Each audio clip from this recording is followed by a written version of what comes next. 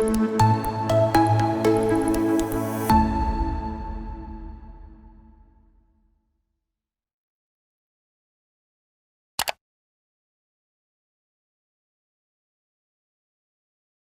Is your স্পাইসার জি মিম, এবং মিম মানেই কিন্তু শুক্রবারের বিকেলবেলা ট্রাভেলার্স ডায়েরি নিয়ে আমি হাজির হয়ে যাই। এবং যেমনটা বলছিলাম যে আমি তো একা থাকি না, আমার সাথে একজন স্পেশাল গেস্ট থাকেন যিনি তার ট্রাভেলিংয়ের যত এক্সপিরিয়েন্স আছে সব কিছু আপনাদের শেয়ার করবেন। এবং আমি বলছিলাম যে আজ আমার সাথে এমনই একজন ট্রাভেলার রয়েছেন যে তিনি একা একা, যদিও একা একা ঘোরার মধ্যে একটা অন্যরকম আসলে মজা রয়েছে, বাট তিনি কিন্তু অনেকগুলো দেশ একসাথে ভিজিট করেছে। আজকে তেমনই অনেক অভিজ্ঞতা আমি শুনবো এবং আপনাদেরকেও শোনাতে চাচ্ছি। সো আমি আর কথা বাড়াচ্ছি না, আজকে চলে যাচ্ছি আমাদের আজকের স্পেশাল গেস্ট, তিনি হচ্ছেন এলিজা আপু। কেমন আছেন আপু? ভালো আছি, আপনি কেমন আছেন? আমি অনেক বেশি ভালো আছি, এবং আমি ওয়েট করছিলাম যে কখন আমি আপনাকে আসলে স্টুডিওতে নিয়ে আসবো এবং আপনার এই ঘুরে বেড়ানোর গল্পগুলো আমি নিজেও শুনবো এবং সবাইকে শোনাতে পারবো। Thank you. এই পর্যন্ত আমি শুনেছি আপনি অনেকগুলো দেশ ভিজিট করে ফেলেছেন। অনেকগুলো না, সংখ্যাটা হচ্ছে 49টা দেশ। আসলে মানে হাফ সেঞ্চুরি করতে আর বেশি বাকি নেই না, অনেক পথ আছে, অনেক পথই বাকি আছে, কারণ পৃথিবীতে দেশ আছে মানে 200টার মতো, ইউএনের অনুযায়ী হচ্ছে 196, তো তার মধ্যে আসলে খুব অল্পই দেখা হয়েছে 49। আর আরেকটা হচ্ছে যে বাংলাদেশের 64 ডিস্ট্রিক্ট একবার দেখা হয়েছে, আবার শুরু করেছে। 64টা জেলা দেখা হয়ে গেছে। না, আমার এখানে অনেকজন ট্রাভেলার এসেছেন অলরেডি, তারা মোটামুটি 64টার মধ্যে হতে পারে 52 এরকম মানে কাছাকাছি অ্যারাউন্ড ঘোরা হয়ে গিয়েছে। বাট আজ আমি এমন একজনকে পেয়েছি যিনি বাংলাদেশের 64টা জেলা অলরেডি ভিজিট করেছে, এবং যেটা বলছিলাম যে হাফ সেঞ্চুরি করতে আর তার বাকি নেই, কারণ 49টা দেশ তার ভিজিট হয়ে গেছে।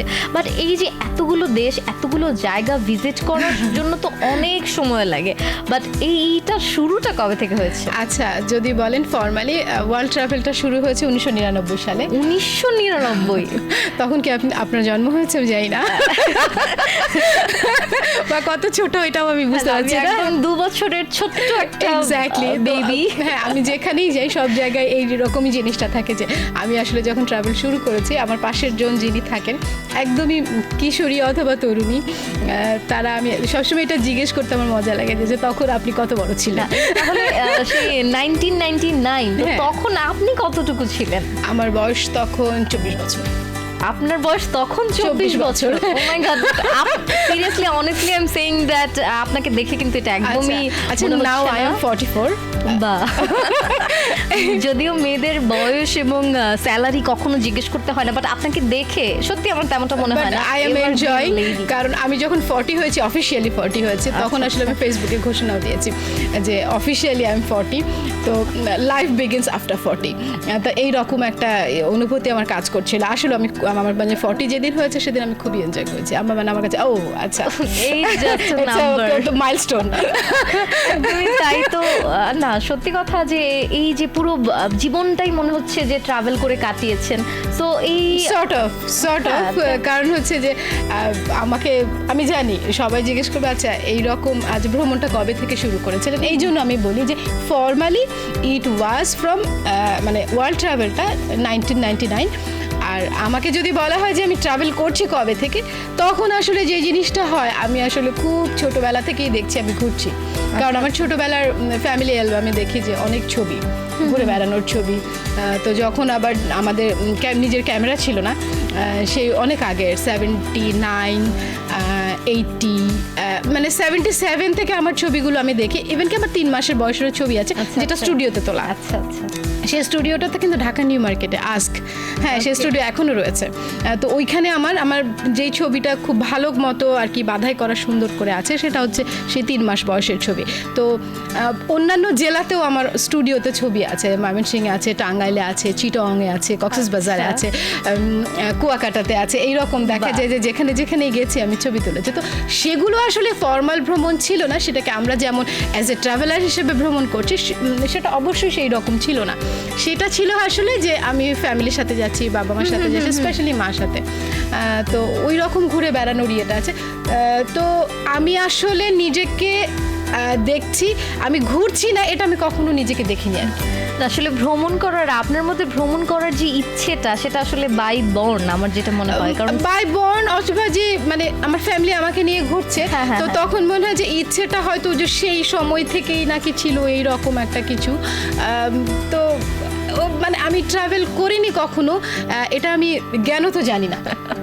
আচ্ছা, তো এত এত জায়গায় যেহেতু ভ্রমণ করেছেন, তো আজ এত এত স্টোরি, এত এত গল্পের মধ্যে সবার আগে আজকে কোনটা সবার সাথে শেয়ার করবেন? আচ্ছা, যেটা হচ্ছে যে যেমন 64, যে আমার কাছে এটা স্পেশাল মনে হয় আদার দেন যে 49 কান্ট্রিজ আমি দেখেছি, মানে 49টা দেশের 256টা শহরে আমি গেছি। আচ্ছা। 56টা 264টা শহর, আচ্ছা। 264টা শহরে আমি গেছি। তো আমার কাছে স্পেশাল যেটা মনে হয় সেটা হচ্ছে বাংলাদেশের 64 ডিস্ট্রিক্টস ঘোরাটা। আচ্ছা, তো সেটা বাংলাদেশের একটা গল্প, মানে একটা স্থানের গল্পই বলতে চাই আজকে, যেটা হচ্ছে অত পরিচিত না। আমরা আসলে বাংলাদেশে ট্রাভেল যখন করি তখন আসলে কয়েকটা জায়গায় করি, হ্যাঁ, মানে কক্সবাজার, known place গুলোতে হ্যাঁ বেশি কক্সবাজার, যাওয়া হয়। আমরা এই কয়টাকেই ধরি যে এই কয়টাই আমাদের দেশে আসলে পর্যটন নগরী।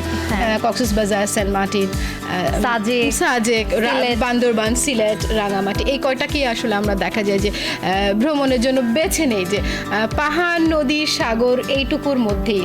মানে নদী তো না, নদীকে বেছে নেই না, খুব কমই নেই আমরা। হ্যাঁ। বরিশাল অঞ্চলে হয়তো কুয়াকাটায় যারা হয়তো একটু বেশি অ্যাডভান্স লেভেলে ট্রাভেল করতে যান তারা হয়তো যায়, মানে ট্রাভেল করেন। কিন্তু আমি হচ্ছে তাছাড়াও সেটা আমি বলতে চাই, আসলে সাতক্ষীরা থেকে আমি গত 7 দিন আগে ঘুরে এলাম দ্বিতীয়বারের মতো। তো সাতক্ষীরার গল্পটাই বলতে চাই। আচ্ছা, কাজে- সাতক্ষীরা, এটা হ্যাঁ। অনেকের কাছেই আসলে সাতক্ষীরা শহরটায় অনেকেই হয়তো জাননি, কারণ এই যে বলছিলাম যে আমরা সব বেসিক্যালি আমরা নোন জায়গাগুলোতে যাই, যে সব জায়গা আসলে সবার কাছে ফেমাস, সেই সব জায়গায় যাচ্ছি। বাট সাতক্ষীরার স্পেশালিটিটা কি, কি দেখতে গিয়েছিলেন সেখানে? আচ্ছা, যেটা হচ্ছে আমার ট্রাভেলের, আমি একটু আমার ট্রাভেলটা সম্পর্কে বলিনি। আমি ট্রাভেল করি মূলত আর্কিওলজিক্যাল হিস্ট্রিক্যাল প্লেসগুলোতে। আচ্ছা, আচ্ছা। বাংলাদেশে ট্রাভেল করার উদ্দেশ্যে 64 জেলা ঘোরার উদ্দেশ্যে, 64 জেলার আর্কিওলজিক্যাল এবং হিস্ট্রিক্যাল সাইটসগুলো আর্কাইভ করার উদ্দেশ্যে আমি ট্রাভেল শুরু করেছিলাম 2016 সালের 17ই মে। সেটা 3 বছরে শেষ করেছি আমি 2019 সালের 28শে অগাস্ট। আচ্ছা, এটা আচ্ছা। ছিল তো ওই মিশনটাতে আমার ইয়েটা ছিল যে কতগুলো ডিস্ট্রিক্ট ছিল এগুলোর মধ্যে? 64 ছিল। আচ্ছা, মানে আমি হচ্ছে ঘুরছি তো বাংলাদেশ বহু আগে থেকেই। আমি আমার ফর্মাল মিশনের জন্য, ওই জন্য আচ্ছা, আচ্ছা। বলছি যে আমার মানে ট্রাভেল আসলে ইনফর্মালি যদি ধরেন সেটা ছোটবেলা থেকে। আচ্ছা, আচ্ছা। আর বাংলাদেশে ফর্মাল ট্রাভেলটা আমি শুরু করেছি 64 জেলায়, সেটা 2016 সাল আচ্ছা, থেকে আচ্ছা। 2019 সালের মধ্যে আমি আসলে যে টাইম লাইনটা বললাম সেটার মধ্যে 64 ডিস্ট্রিক্টস ঘুরেছি, এবং এটার হচ্ছে আর্কিওলজিক্যাল এবং হিস্ট্রিক্যাল সাইটসগুলো। Okay, okay. তো এটার একটা উদ্দেশ্য ছিল বাংলাদেশে হেরিটেজ ট্যুরিজমটা ডেভেলপ করা যায় কি হ্যাঁ, করে, এবং পর্যটন শিল্পের সাথে তরুণ সমাজ কি করে সম্পৃক্ত হতে পারে, বা পর্যটন শিল্পের সাথে আপামর জনসাধারণ, একজন হাউসওয়াইফেরও আসলে পর্যটন শিল্পে অবদান রাখার ক্ষমতা রয়েছে। একদমই পৃথিবীর তাই। অন্যান্য দেশ যেটা করছে, যেমন কমিউনিটি ট্যুরিজমের মাধ্যমে, ভিলেজ ট্যুরিজমের মাধ্যমে, তারপরে হচ্ছে এগ্রিকালচার ট্যুরিজমের মাধ্যমে, এগুলো হচ্ছে অন্যান্য দেশেও এইগুলো নিয়ে কাজ হচ্ছে, এবং আমরা আসলে এই জিনিসগুলোই দেখতে চাই। বিভিন্ন দেশে এথনিক গোষ্ঠীগুলো আছে, তারাও কিন্তু ট্যুরিজমের অংশ, এবং এথনিক গোষ্ঠীর ইলিটারেট হাউসওয়াইফরাও কিন্তু পর্যটন শিল্পে অবদান রাখছে, যেটা আমাদের দেশে অনুপস্থিত। তো হ্যাঁ, সেই মানে আমাদের দেশের ক্ষেত্রে যদি আমরা সেটা দেখতে যাই, একদমই সেটা আসলে পাওয়া যায় না, যেটা অন্যান্য হ্যাঁ দেশে রয়েছে। রয়েছে। তো সেই জায়গায় মানে আমার ট্রাভেলের কথাগুলো যেটা বললাম আমি, তো ওই কারণেই হচ্ছে তো একটা ভ্রমণে হয় কি, আমি তখন একটা মিশনের মধ্যে ভ্রমণ করছিলাম। সেই মিশনটার মধ্যে ভ্রমণ করতে গিয়ে আমার হয়তো অনেক কিছু ছুটে গেছে, অনেক কিছু দেখা হয়নি। আর এখানে হচ্ছে আমি একটা প্রজেক্টও বানিয়েছিলাম, এটার Quest heritage journey of Bangladesh. তো ওইটার আন্ডারে আমার ব্যক্তিগত অর্থায়নে আমি জিনিসটা করছিলাম। কাজে একটা জায়গায় আমার 10 দিন থাকা সম্ভব ছিল না, মানে 10 দিন 12 দিন, তাহলে ওই জায়গাটা সম্পর্কে একটা ছোটখাটো ধারণা পাওয়া যায়। হ্যাঁ। একটা জায়গা আসলে দেখে ফেলা সম্ভব না পুরোপুরি একটা জার্নিতে। তো ওই কারণেই আমার কাছে মনে হয়েছে যে আমার ট্রাভেলটার মধ্যে কিছুটা কমতি রয়েছে, আমার আরও অনেক কিছু জানার আছে, আর অনেক কিছু দেখবার আছে যেগুলো আমি আসলে করিনি। হেরিটেজ ট্যুরিজমের মধ্যে শুধু যে আর্কিওলজিক্যাল আর হিস্ট্রিক্যাল সাইটসগুলোই পড়ছে এই রকম নয়, এটার মধ্যে আসলে খাবার পড়ছে, পোশাক পড়ছে, উৎসব পড়ছে, ধর্মীয় উৎসব Culture পড়ছে। সামাজিক উৎসব, অ্যাবসলিউটলি রাইট, কালচার পড়ছে। তো ওই জিনিসগুলোই যাতে সেকেন্ড টাইম যে ভ্রমণ করছি ওই জিনিসগুলো যাতে সেকেন্ড টাইম আমি দেখতে পারি বা নিজে জানতে পারি, অন্য সবাইকে জানাতে পারি। এখন তো ডিজিটাল প্ল্যাটফর্মে অনেকভাবেই জানানো যায়। সেই কাজটার জন্যই, আর যেটার কথা বলছিলাম সাতক্ষীরা, হ্যাঁ সাতক্ষীরা, সাতক্ষীরার মানে নিয়ে পড়তে পড়তে তো আরেকটা জিনিস আমি বলবো, যারা ট্রাভেল করছেন বা নিজেদেরকে ট্রাভেলার হিসেবে এস্টাবলিশ করতে চান, কোনো জায়গায় যাবার আগে রিসার্চ করাটা খুব জরুরি। এই রিসার্চের মতো সব থেকে আগে যেটা পড়ছে ওই অঞ্চল সম্পর্কে একটু ধারণা নেওয়া, সেটা আসলে বই পড়েই সম্ভব। কারণ আমাদের দেশের প্রাচীন ইতিহাস মানে এত সমৃদ্ধ। আর আরেকটা বিষয় হচ্ছে আমাদের দেশে তথ্যের অপ্রতুলতা আছে, ইনফরমেশন নেই। কারণ আপনি ওয়েবসাইট মানে কার্যকরী ওয়েবসাইটগুলো নেই যে সাতক্ষীরা সম্পর্কে আপনি জানবেন। একটা হয়তো গভর্নমেন্ট ওয়েবসাইটটা আছে, সেখানে পর্যটনের খুব বেশি ইনফরমেশন রয়েছে, সেই জিনিসগুলো রয়েছে। তো সেই কারণে আসলে মানে আমি বলবো যে ওই অঞ্চলের ওপরে অনেক ধরনের বই লেখকরা লিখেছেন, আমাদের গবেষকরা লিখেছেন, সেগুলো যদি একটু পড়ে যাওয়া যায় সেটা অবশ্যই ভ্রমণটা আরও মানে ভ্রমণটা আমার মনে হয় সাকসেসফুল হয় আর জানা যায় সম্পর্কে। এক্স্যাক্টলি। তো সাতক্ষীরায় যে ওই সাতক্ষীরা সম্পর্কে পড়তে পড়তে সাতক্ষীরা সম্পর্কে যেটা আমার কাছে সব থেকে মজা লেগেছে, সাতক্ষীরার প্রাচীন নাম ছিল আসলে বুরনদ্বীপ। বুরনদ্বীপ, হ্যাঁ দ্বীপ, আইল্যান্ড। যেমন বরিশালের নাম ছিল চন্দ্রদ্বীপ, চন্দ্রদ্বীপ, বাকলা, সেলিমাবাদ, এইরকম এই ধরনের নামগুলো। তো আমি প্রত্যেকটা জেলার আসলে পুরনো নাম আমার কাছে ভালো লাগে। কক্সবাজারের নাম হচ্ছে পালঙ্কি ছিল। নামগুলো আসলে না হলেই হয়তো মজার না। আর তারপরে হচ্ছে রাঙামাটির নাম ছিল কার্পাস মহল। হ্যাঁ, তো এইরকম মানে প্রতিটা জেলারই প্রাচীন নামগুলো ট্রাভেল করলে না যে এরকম ভাবে বিভিন্ন জেলার বিভিন্ন জায়গার হিস্ট্রি জানা যায়, সেটার আগে কি ছিল সব। এক্স্যাক্টলি। তো আমার কাছে আচ্ছা বুরনদ্বীপ এটা দিয়ে, হ্যাঁ অফকোর্স দ্বীপেরই হওয়ার কথা, আসলে নদীমাতৃক দেশ, ওই দিকে সুন্দরবন, সমুদ্রের কাছাকাছি ওই জায়গাটা। তো এই রকম হিস্ট্রিগুলো তার মানে এটা আমার কাছে খুব মজা লেগেছিল। তো সাতক্ষীরা আসলে মানুষ বসবাসের হিস্ট্রি পাওয়া যায় সাতক্ষীরাতে 3000 বছর আগ থেকে। 3000 বছর আগে ওই ভূপৃষ্ঠে আসলে মানুষ বসবাসের ইতিহাস পাওয়া গেছে। এটা আমার কথা নয়, গবেষকরা তাদের বইতে লিখেছে। আর সাতক্ষীরা সম্পর্কে কেউ যদি আসলে পুরোপুরি ধারণা পেতে চান, আমি 3-4টা বই সাজেস্ট করতে পারি, যেগুলো আর কি যারা সাতক্ষীরা রয়েছেন তারা অবশ্যই গর্ববোধ করবেন। আর আমার দেশের একটা অঞ্চল এত সমৃদ্ধ এটা জানার ক্ষেত্রেও আমি মনে করি সবাই গর্ববোধ করবে।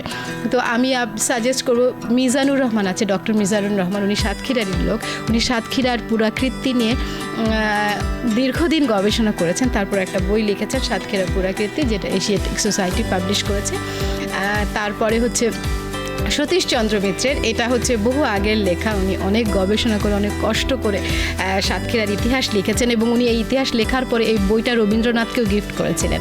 এবং সেই রবীন্দ্রনাথ তাকে বেশ অনেক বছর আগে 1920 সালের দিকে, 1920 সালের দিকে। তো তখন হচ্ছে রবীন্দ্রনাথ তাকে একটা চিঠি লিখেছিলেন সতীশচন্দ্র মিত্রকে। সেই সতীশচন্দ্র মিত্র রবীন্দ্রনাথ সেই চিঠিটা তার বইতে দিয়ে দিয়েছে। ওনারটা হচ্ছে বৃহত্তর যশোর ও খুলনার ইতিহাস। আগে তো আসলে এরকম বৃহত্তর খুলনা যশোর সবকিছুর মধ্যে ছিল, বৃহত্তর খুলনা যশোরের ইতিহাস বা বৃহত্তর ঢাকা, আগে যেমন এখন ঢাকা ময়মনসিংহ ডিভিশন আলাদা হয়েছে, ঢাকা ডিভিশন, আগে এরকম ছিল। আগের বইগুলো এভাবেই করেই লেখা। তো ওইখানেও কিছু কিছু দারুণ দারুণ হিস্ট্রি আছে সাতক্ষীরা সম্পর্কে। আর একটা হচ্ছে আবুল কালাম মোহাম্মদ জাকারিয়া, উনি বাংলাদেশের 64 জেলাতেই ভ্রমণ করেছেন, 64 জেলার প্রত্নতাত্ত্বিক ঐতিহাসিক স্থাপনাগুলো নিয়ে বই লিখেছেন, বাংলাদেশের প্রত্নসম্পদ। এই 3টা বই আসলে পড়লে সাতক্ষীরা সম্পর্কে একদম পুরো ধারণা পাওয়া যাবে। আর আজ আমি যা বলছি, এতক্ষণ ধরে যা বলছি, অল্পটুকু যা বলেছি, আর সামনে যা বলবো, সেগুলো আসলে ওই 3টা বইয়ের সংমিশ্রণ আর আমার ব্যক্তিগত অভিজ্ঞতা। ওকে, সাতক্ষীরা কবে গিয়েছিল? আচ্ছা 7 দিন আগে আমি সাতক্ষীরা তরতাজা স্মৃতিগুলো আমাদের সাথে শেয়ার করব। এক্স্যাক্টলি। তো আমার কাছে আর সব থেকে বড় কথা যে আমি পাবলিক পরিবহনে যাতায়াত করি, ওখানে গেলেও পাবলিক পরিবহনে যাতায়াত করি। এর দুটো কারণ, একটা হচ্ছে আমার ওই পরিমাণ টাকা পয়সা নাই যে একটা আসলে এসি গাড়ি ভাড়া করে আমি আসলে পুরো ডিস্ট্রিক্টটা ঘুরে বেড়াবো, এটা একটা কারণ। আর দ্বিতীয় কারণটা হচ্ছে আমি যেহেতু বাংলাদেশে ট্যুরিজম নিয়ে কাজ করছি, এই ট্যুরিজম ডেভেলপ করার ক্ষেত্রে, ট্যুরিজম বিকাশের ক্ষেত্রে আমাদের কি কি প্রতিবন্ধকতা আছে, কি কি অসুবিধাগুলো আছে, কি কি চ্যালেঞ্জেস আমরা ফেস করি, এই জিনিসগুলো আসলে আমার জানা দরকার। ওই কারণেই হচ্ছে পাবলিক পরিবহনে যাতায়াত করা। সেখান থেকে আসলে কাজ থেকে আসলে বোঝা যায় যে বোঝা সত্যি যায় সত্যি যে কি কি ধরনের প্রতিবন্ধকতা রয়েছে। হ্যাঁ, তো সেই কারণেই আর কি ওই এই দুটো কারণেই মূলত গণপরিবহনে। তো গণপরিবহনগুলোতে মজা, কারণ বিভিন্ন ধরনের মানুষ উঠবে, তাদের সাথে আমি আবার আমার পাশে যে বসে থাকে তার সাথে আলাপ করতে খুব একটা পছন্দ অন্যরকম করি। মানে বন্ধুত্ব হয়ে যায়। সেটা একজন বয়স্ক মানুষ হোক, একজন নারী হোক, একজন ছোট বাচ্চা হোক, একজন যেই হোক, তার সাথে আমি তার এলাকার সম্পর্কে জিজ্ঞেস করি বা তারাও জিজ্ঞেস করে, কারণ আমাকে দেখেই তো বোঝা যায় আমি ওই অঞ্চলের না, আমি কেন এসেছি, কি করছি, আমি একটা মেয়ে কেন করছি, কি করছি। তো এই ধরনের আলাপ হয়, ওই জায়গাটা সম্পর্কে জানা হয়, ওখানকার মানুষ সম্পর্কে জানা হয়। তো এটা খুব মজার ছিল। আর কিছু কিছু গণপরিবহন আছে যেমন রিক্সা ভ্যান, তবে আবার সাতক্ষীরার একটা অঞ্চলে দেখলাম রিক্সা ভ্যানে ছই দেওয়া, রিক্সা ভ্যানের ছই দেওয়া থাকে। হ্যাঁ, নৌকার মতো যে নৌকা যে ছইটা দেওয়া থাকে, ওইটা ছই দেওয়া। তো ওইটাতেও, ওগুলোতেও মজা। কিছু কিছু জায়গায় আছে বাইক। আমি আরেকটা কথা বলিনি, আমাদের যেমন বাইকের পাঠাও বা উবার সার্ভিস ঢাকায় কিছু কাল ধরে শুরু হয়েছে। বাংলাদেশের কিছু কিছু ডিস্ট্রিক্টে কিন্তু বহু আগে থেকে, মানে এটা আগে থেকেই আর এক্স্যাক্টলি বাইকের পেছনে আপনি ওকে আমি এইটুকু যাব, ওই রকম অ্যাপ ধরে না, এত ডিজিটালাইজড না জিনিসটা, কিন্তু হচ্ছে যখন তখন যেখানে সেখানে এক্স্যাক্টলি বাইক অ্যাভেলেবল। যে বাস স্ট্যান্ড, যেটা বাস টার্মিনাল আছে, ওইখানকার বাস টার্মিনাল পাশে বা একটা অঞ্চলে মানুষ বলে যে ওই জায়গাটাতে আসলে বাইক ছাড়া যাওয়া যাবে না। যেমন আপনাকে আমি বলি বরিশাল ডিভিশন কিছু কিছু জায়গা আছে, কিছু কিছু আছে যে মানে যেখানে আপনি বাইক ছাড়া যাচ্ছেন না, হ্যাঁ, বাস যাচ্ছে না এবং বাইক ছাড়া কোনো উপায়ও নেই, কারণ হচ্ছে রাস্তাগুলো কাঁচা থাকে, সরু থাকে, আর তারপরে ডিস্টেন্সটা বেশি থাকে, রাস্তাগুলো তো ভালো থাকে না, নদী পথ পার হয়ে আপনাকে বাইকের পেছনে উঠতে হবে। হ্যাঁ, এইরকম জিনিসগুলো তো এটা বহু আগে থেকেই আছে আর কি, মানে বাংলাদেশের কিছু কিছু জেলায়। তো সাতক্ষীরাতেও পেয়েছি এটা। সাতক্ষীরাতে রিক্সা ভ্যানের প্রচলন প্রচুর আছে, বাইকের ব্যবহার আছে, বাস সার্ভিস তো রয়েছে, মাহেন্দ্র আছে, অটো রিক্সা আছে ব্যাটারি চালিত, যদিও আইনত অত ব্যাটারি চালিত ইয়েগুলো পারমিশন দেওয়া হয় না, তারপরেও চলছে ওখানে। আর ওখানে আমার কাছে ভালো না, এটা কিছু কিছু রিস্কিও লাগে জিনিসটা। একটা পরিবহনের সর্বোচ্চ ব্যবহার, আমরা যেমন বিজনেসে করি না, maximum utilization of your resources, মানে টোটালটা স্পেস। একটা মাহেন্দ্রতে দেখা যাচ্ছে সামনে মানে যে চালাচ্ছে সে ছাড়াও হচ্ছে দুইজন, পিছনে হয়তো তিনজন বসা যায়, ওখানে চারজন, আবার পেছনে হয়তো দুইজনই বসা যায়, কিন্তু ওখানেও চারজন, ডাবল করেই মানে স্পেস করে নেওয়া, এই রকম জিনিসটা আর কি। তো আমার কাছে মনে হয় যে মানে বাংলাদেশের এই অঞ্চলগুলোতে 64 জেলাতে যে maximum use of your resources, utilization of your resources, এটা পুরোপুরি হয়। কিছু কিছু ক্ষেত্রে রিস্কিও, সেটা প্রচণ্ড রিস্কি, তারপরেও এই মজাগুলো রয়েছে। আর সাতক্ষীরা অঞ্চল, আমরা প্রত্নতত্ত্বের কথা যখন চিন্তা করি তখন আসলে আমরা হেরিটেজ জোন বলতে আমাদের উত্তরবঙ্গটাকেই বুঝি, যেমন দিনাজপুর, বগুড়া, রাজশাহী, এই বরেন্দ্র অঞ্চল অনেক বড় বরেন্দ্র অঞ্চল, কিন্তু আমরা এই 3-4টাকেই ধরি। তো আমার কাছে সাতক্ষীরা দক্ষিণ অঞ্চলটাকে আমরা আসলে মনে করি নদী বিধৌত, কারণ বরিশাল ওইদিকে মানে নদীর জায়গাগুলো মনে করি। তো সেই জায়গা থেকে আমরা মনে করি যে আচ্ছা ওখানে মনে হয় নেই কিছু, মানে হিস্ট্রিক্যাল বা প্রত্নতাত্ত্বিক এগুলো নেই। আর সাতক্ষীরার কথা যে আমি বলবো যে মানে সাতক্ষীরা একটা প্রত্ন অঞ্চল বা ঐতিহাসিক একটা অঞ্চল, এটাই আমরা আসলে মনে করি না। সাতক্ষীরাকে আমরা দেখি সুন্দরবনের পাশে, কারণ সাতক্ষীরা দিয়েও সুন্দরবন যাওয়া যায়, এই সুন্দরবনের খুব কাছাকাছি। এই জিনিসগুলো আসলে প্রচার হয়েছে বেশি, চিংড়ির জন্য সাতক্ষীরা বিখ্যাত, কিন্তু আমি বলবো সাতক্ষীরা কিন্তু ঐতিহাসিক দিক থেকে অনেক সমৃদ্ধ, কারণ 3000 বছর ধরে বিভিন্ন শাসক গোষ্ঠী, রাজারা শাসন করেছে। তো শাসন করতে গেলে কি হয়, তারা বিভিন্ন স্থাপনা তৈরি করেছে, সমৃদ্ধি এসেছে, রাস্তাঘাট করেছে, পুকুর ঘাট করেছে, অনেক কিছু রয়েছে। যে তারপরে বৌদ্ধ মন্দিরও রয়েছে, তারপরে অন্যান্য মন্দিরগুলোও রয়েছে যেগুলো অনেক পুরনো। সাতক্ষীরাতে 2018 সালে একটা ঢিবি খনন করে সেখানে 1500 বছরের পুরনো একটা মন্দির পাওয়া গেছে।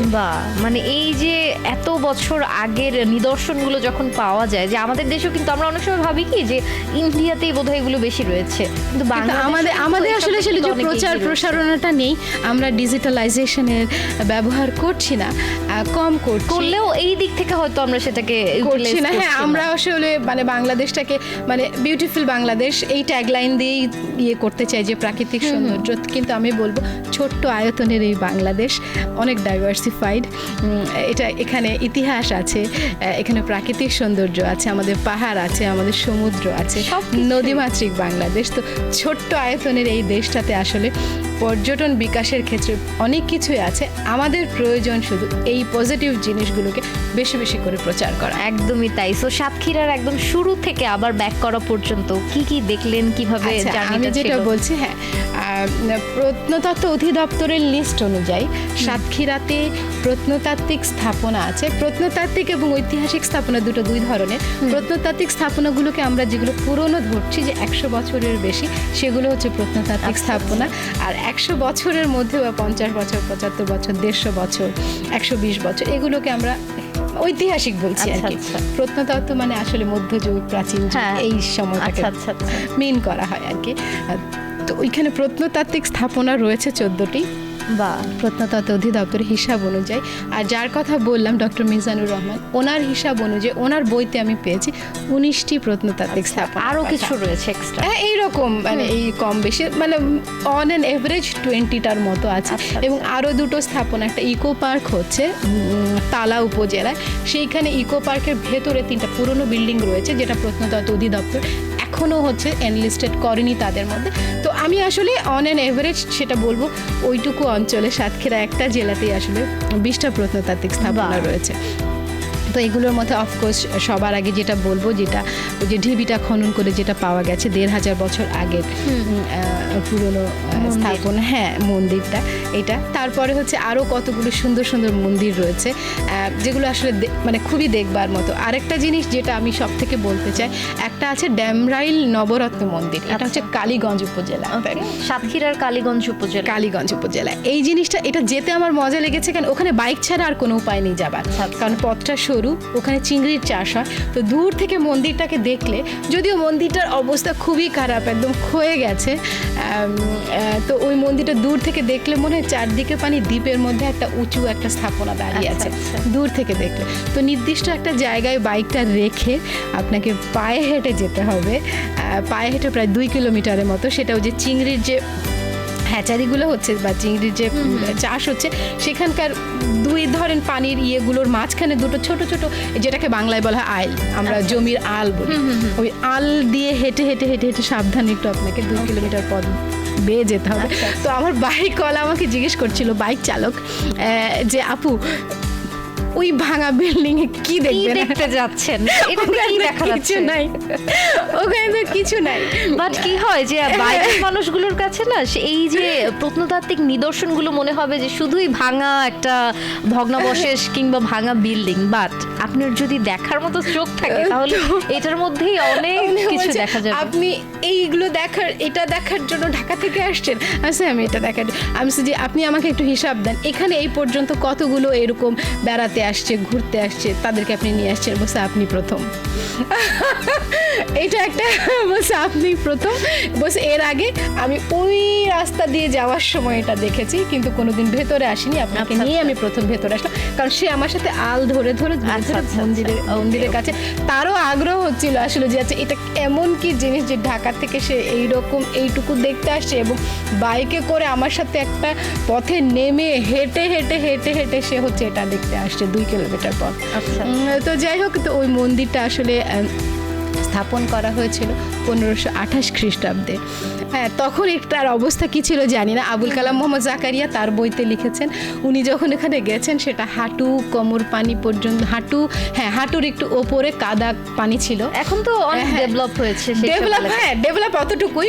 উনি 2000 সালে কোমর পানি বা কাদা পানিতে গেছে, আমি আর কি জুতো পায়ে দিয়ে যেতে পেরেছি, তফাৎ এইটুকুই। তো এই সাতক্ষীরার জার্নিটা শুরু করেছেন যেহেতু 7 দিন আগে গিয়েছেন, তো টোটাল কতদিন? আমি 4 দিন ছিলাম। 4 দিনের। হ্যাঁ। তো একদম প্রথম দিনটাতে যখন ঢাকা থেকে গিয়েছেন পাবলিক ট্রান্সপোর্টই তো ইউজ করেছেন? হ্যাঁ, পাবলিক ট্রান্সপোর্ট। আচ্ছা, এখনকার সেখানকার ট্রান্সপোর্ট কস্টটা কেমন? একদম যেহেতু রিসেন্ট গিয়েছেন। আচ্ছা, ট্রান্সপোর্ট কস্ট ঢাকা থেকে? হ্যাঁ, ঢাকা থেকে হচ্ছে আপনি এসি বাসে গেলে, আমি এসি বাসে গিয়েছি যেহেতু আচ্ছা, একটু ক্লিন থাকার কারণ এখন করোনার সময়। এসি বাসের ইয়েটা হচ্ছে কস্টটা হচ্ছে 1100 টাকা। আচ্ছা, 1100 টাকা সাতক্ষীরা। আচ্ছা, সাতক্ষীরা ও একদম যেহেতু হচ্ছে আপনি অনেকগুলো সাতক্ষীরা যেহেতু বললেন যে অ্যারাউন্ড 20টার মতো সেখানে প্রত্নতাত্ত্বিক নিদর্শন রয়েছে, তো প্রথম দিন থেকে এই 4 দিনের মধ্যে আমি ওই যে বলছি একটু একটু করে যে ড্যাম রাইলটা আসলো, আরেকটা বলতে পারি যেগুলো আসলে বেশি ইন্টারেস্টিং, যে আমি 20টা বর্ণনা মানে আমি জানি না সময় সংকুলন হবে না আপনার, ওই কারণে আমি বলছি ড্যাম রাইলটা ইম্পর্টেন্ট, কারণ এটা 1528 খ্রিস্টাব্দে, এটা অনেক আগের এইরকম। আর যদিও ভেঙে গেছে প্রায়, অন্যান্য যারা বর্ণনা করেছেন তারা আরো কিছু অংশ পেয়েছিলেন, আমি গিয়ে আসলে মানে ওটা দেখলে মন্দিরের অবয়বটা নেই, কোনো রকম একটু বোঝা যাচ্ছে কিছু একটা অবয়ব দাঁড়িয়ে আছে, ইটের অবয়ব দাঁড়িয়ে আছে। এটা একটা জিনিস ভালো লেগেছিল যে ওই অঞ্চলের বাইক চালক আমাকে বলেছে আমি ছাড়া সে কাউকে ওখানে নিয়ে যায়নি। আর একটা ছিল দুর্গের একটা অংশ, আর সম্রাট আওরঙ্গজেবের সময় ওই জায়গাটা প্রথমে কেউ চিনতেই পারছিল না, কোঠাবাড়ি থান। আচ্ছা, নামটা স্থানীয়ভাবে কোঠাবাড়ি থান বলা হয়, কিন্তু আমি হচ্ছে অটোরিকশা ভাড়া করেছিলাম সেই সময়, আমি ভুল করেছি অটোরিকশাটা ইয়ে করে, কারণ রাস্তা ইটের সোলিং ছিল এবং ইটের সোলিংটা খুব ভাঙা ছিল, কিছু রাস্তা কাঁচা ছিল, কিছু রাস্তা ইটের সোলিং ছিল, ইট দেওয়া, পিচ রাস্তা না ইটের। তো ইটের সোলিং হয় কি, গ্রামের রাস্তাগুলো কিছু নিচে থেকে হয়তো মাটি ধসে গেছে, ওখানে দেবে যায়, তো ওই জায়গাটাতে অটোরিকশাগুলো দিয়ে যাওয়াটা খুব রিস্কি। অটোরিকশা এমনিতেই স্লো চলে, হালকা থাকে, ওই জন্য উল্টে যাওয়ার সম্ভাবনা থাকে। তো আমি ওই উপজেলাটাতে ভুল করেছি যে সেটা হচ্ছে বাইক ইউজ করিনি, আমি আসলে বুঝতে পারিনি। তো ওই জায়গাটাতেও যখন আমি ওই অটোরিকশা চালককে আমি জিজ্ঞেস করছি যে আপনি এই জায়গাটা দেখার জন্য আর কাকে কাকে নিয়ে এসেছেন? আচ্ছা, বলছে আপনি সবার কাছে আসলে আপনার মতো করে এইভাবে এই প্রত্নতাত্ত্বিক নিদর্শনগুলো দেখার ইচ্ছে আসলে হয় না, যে বললাম না যে আমরা কমন জায়গাগুলোতেই বেশি যাচ্ছি। তো ওই জায়গাটা, তো ওটা একটা দুর্গের অংশ, মানে দেখে বোঝা যায় না, একটা বট গাছের মধ্যে অংশটা দাঁড়িয়ে আছে অল্প, কিন্তু একটা গেটের মতো বোঝা যায় ওটা একটা দুর্গ ছিল, কিন্তু ভাঙতে ভাঙতে হতে হতে এরকম হয়ে গেছে। কিন্তু ওইখানকার স্থানীয় মানুষের একটা প্রচলিত ধারণা ছিল এটা কোনো সুফি মানুষের তৈরি হয়েছে, তারা ওখানে করতো কি, ওখানে মানত মেলা হয়। মানত মেলা? হ্যাঁ, মানত মেলা হচ্ছে মানুষ ইচ্ছা পোষণ করে, যে রশি বেঁধে আসে, মানত করে ওখানে যায়, প্রতি শুক্রবার নাকি ওখানে মানত মেলা বসে। সেটা কত বছর আগে হতে পারে? কত বছর আগে? এটা হচ্ছে খুব বেশি হলে 50-60 বছর আগে থেকে শুরু হয়েছে, বা আরো কম, 30-40 বছর বয়সে এরকম। মানে ওনারা স্থানীয় যারা ওখানে থাকেন তারা বললো, যারা স্থানীয় আছেন তাদেরকেও আমি জিজ্ঞেস করলাম আপনারা কত বছর থেকে এখানে আছে, বললো যে 27-28 বছর। 27-28 বছর থেকেই তারা দেখছে ওই মানত মেলাটা হচ্ছে, এখনো হচ্ছে প্রতি শুক্রবার। আমি দেখেছি, ওই যে বললাম তো, ওখানকার ইটগুলো খুলে খুলে বট গাছের ফাঁকে ফাঁকে রেখে দেওয়া, সুতো দিয়ে বাঁধা ঝুলছে। তো ওইটুকু অংশও আসলে থাকতো না যদি আসলে ওখানে মানত মেলা না হতো আর কি, ওইটুকু অংশটাও থাকতো না। তো আরেকটা ওখানে স্থানীয় লোকজন আরো বললো যে এইরকম গেটই আরো 3-4টা দিকে ছিল নাই, এবং ওখানে কিছু 3টা পাথর পড়ে আছে, মানে পাথরখণ্ড ডিজাইন করা পাথরখণ্ড। তো ওই পাথরখণ্ড বললো 6টা ছিল, 6টার মধ্যে 3টা চুরি হয়ে গেছে আর 3টা এখনো রয়ে গেছে, এখন 3টা ওখানে রয়ে গেছে। ওটা দেখেই আর কি, এগুলো তার প্রমাণ, কারণ পাথরখণ্ড তো ওখানে আসার কথা না, কোনোটার পিলার ছিল হয়তো, কোনো কিছু ছিল, ওটা বেলে পাথরের মতো লাগলো আমার কাছে, বেলে পাথর। তো বেলে পাথরের খণ্ড তো মানে কোনো কিছুর সাথে ছিল, বা কিছু সাধারণত দুর্গগুলোতেই ওগুলো থাকে। এত বছরেও রয়ে গেছে, মোগল সময় আওরঙ্গজেব অনেক বছর আগে, কারণ হচ্ছে আওরঙ্গজেবের কথা আমরা আমাদের ইতিহাস বইতে কিন্তু অনেক পড়েছি, বাট তার নিদর্শন দেখতে হলে কিন্তু আপনাকে যেতে হবে সাতক্ষীরার কোন জায়গাটা? এটা হচ্ছে কলারোয়া উপজেলা। আচ্ছা, কলারোয়া উপজেলা। হ্যাঁ, তো ওই রকম আর কি জিনিসগুলো, যে ওইটা একটা ছিল। আরেকটা আছে আপনার সাতক্ষীরা ইয়েতে আরেকটা উপজেলাতে এটা হচ্ছে একটা বট গাছ, যেটা হচ্ছে 1.5 একর জায়গার মধ্যে বট গাছ। আমি হচ্ছে বাংলাদেশের কিছু কিছু জেলায় অনেক পুরনো গাছ দেখেছি যেগুলো অনেক দূর, অনেক বছর, 100 বছর 200 বছর তারও আগের, অনেক দূর ছড়িয়ে থাকে। হ্যাঁ। তো এই বট গাছটা আমার কাছে মনে হয়েছে আমি যতগুলো দেখেছি তার থেকে সব থেকে বড়, অনেক বড়। কারণ আয়তনটা আমি বলতে পারবো না, কারণ ওগুলোর আয়তন আমি শিওর না, ওই জন্য বাংলাদেশের সব থেকে বড় এই কথাটা আমি ব্যবহার করতে চাচ্ছি না। আমার দেখা, আমি যতগুলো গাছ দেখেছি আর কি বিভিন্ন জেলায়, তার থেকে আমার কাছে এটাকে সব থেকে বড় মনে হয়েছে আর কি। তো খুব ভালো লাগে। ওটা মূল গাছ কোনটা বোঝা যায় না, কারণ শিকড় থেকে বের হয়ে আরেকটা জায়গায় ডালপালা ইয়ে হয়ে গেছে, ছড়িয়ে গেছে। তো দেখলাম ওখানে বিকেলবেলা বেশ লোকজন ঘুরতে আসে, ভালো লাগে। টাউন শ্রীপুরে আর কি, ওটা টাউন শ্রীপুর বলা হয়। হ্যাঁ, তো ওখানে দেখলাম ঘুরতে আসছে সবাই। তারপরে বেশ জায়গাটা বেশ সুন্দর, মানে খোলামেলা আছে, মানে ওখানে বট গাছটাই দেখার আর কি, মানে এটাই হচ্ছে ওই জায়গাটার স্পেশালিটি। তো ওটাও ভাল লাগবে। আমি বলবো এই যে জায়গাগুলো বললাম সেই জায়গাগুলোকে আসলে গেলেই ভাল লাগবে। আর সব থেকে বড় কথা হচ্ছে যে অচেনা একটা জায়গায় জিজ্ঞেস করে করে জানছি, যাওয়ার পরে সেটা দেখছি। আপনি একা একাই গিয়েছেন? হ্যাঁ, একা একা বলতে কি আমি একাই থাকি, যেটা হয় মাঝে মাঝে আমার ডকুমেন্টেশন করার জন্য, ভিডিও করার জন্য আমার সাথে আমার একজন ইয়ে থাকে আর কি, আমার পার্টনার থাকে একজন। আমি যে প্রজেক্টটা করেছিলাম সেই প্রজেক্টে আমার হেল্পের জন্য মাঝে মাঝে 2জনও থাকে, 1জনও থাকে। তো ওই একজন আমার সাথে থাকে আর কি, জাস্ট ভিডিওটা ধারণ করার জন্য বা ইউটিউবে ভিডিও বানানোর জন্য। টিভিতে তো ট্রাভেল শো যায় আমার, তো ওই ট্রাভেল শোগুলোর জন্য আর কি আমাকে ফুটেজ কালেক্ট করতে হয়, তখন আমার সাথে আর কি একজন থাকে। প্রাতিষ্ঠানিক পড়াশোনা বা একাডেমিক পড়াশোনায় যেটা শিখি বা ট্রাভেলিং করে কিন্তু আমরা একদম প্রাকৃতিক যে জিনিসটা, একদম প্র্যাকটিক্যাল জিনিসটা আমরা খুব কাছ থেকে শিখতে পারি। হ্যাঁ, একদমই তাই। তো আমি বলবো সাতক্ষীরার সন্দেশ খুব মজা। সাতক্ষীরার স্বাদ বলে একটা কথা আছে, সাতক্ষীরার 7টা জিনিস আর কি খুব ইম্পর্টেন্ট। সেখানে এই কারণেই আসলে সাতক্ষীরা ওই রকম না জিনিসটা, বাট ওনারা হচ্ছে সাতক্ষীরা 7টা জিনিস হচ্ছে সাতক্ষীরাকে রিপ্রেজেন্ট করে আধুনিক যুগে, আধুনিক কালে, যে সাতক্ষীরার 7 এই জিনিসটা দিয়ে বোঝা যায়। একটা তো আম, একটা কুল, আর একটা ওল কচু, যেটা আমরা তরকারি হিসেবে, হ্যাঁ তরকারি। তারপরে হচ্ছে মাদুর সাতক্ষীরা, সন্দেশ, তারপরে কলাম কাটা, গাছে কলাম কাটা, কলামের সময় 2টো গাছ জোড়া দিয়ে এক গাছে থেকে আরেক গাছে। তো ওই একটা সময় আছে যে সময়টাতে গেলে সাতক্ষীরা আপনি এই জিনিসটা দেখতেই পাবেন, প্রত্যেকটা গাছে কলম কেটে করা হচ্ছে এই কাজগুলো। তো এইগুলোর জন্য সাতক্ষীরা বিখ্যাত আর কি, এই কটা জিনিস সাতক্ষীরাকে রিপ্রেজেন্ট করে।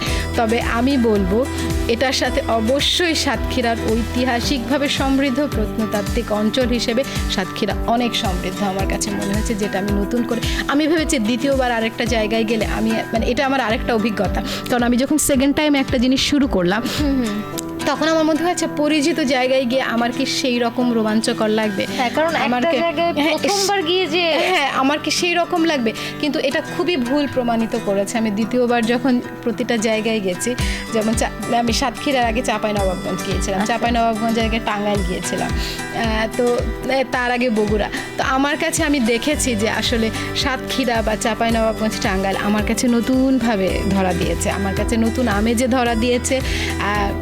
আমি প্রথমবার যতটুকু আন্দোলিত ছিলাম, যতটুকু রোমাঞ্চিত ছিলাম, তার থেকে আসলে দ্বিগুণ রোমাঞ্চিত হয়েছে ফিরে এসে।